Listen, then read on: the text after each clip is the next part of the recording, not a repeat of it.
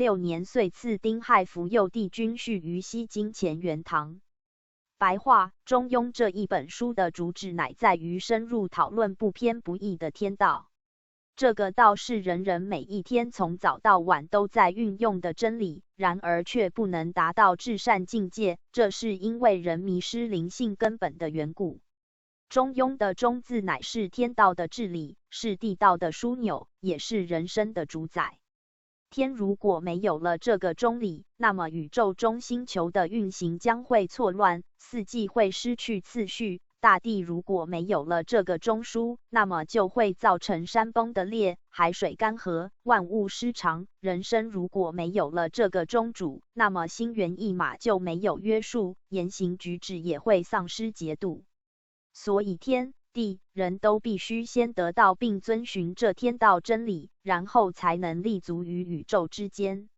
人列为三才之一，乃是万物中的灵常。人鼎立于天地之中心，主性之地位，能通人义礼智四端，能兼万善，这就是人的真理之情状。人如果迷失了这真理，那么即使形体还依然存在，却已经如同行尸走肉一般的没有主宰。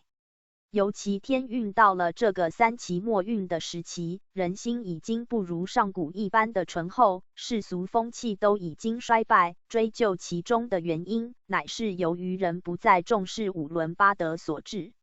因此皇天为之震怒，各种灾劫频频发生，已经醒愚昧顽劣的人。同时上天也垂降天道，以端正人心，整治纲常伦理。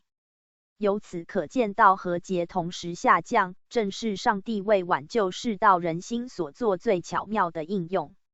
其中乃是以劫难来使愚痴冥顽的人惊醒，其使他的心能归向善道，以达到贤人的境界；而道则用来度化真诚的人，使他的心能迈向真理，以达到圣人之化境。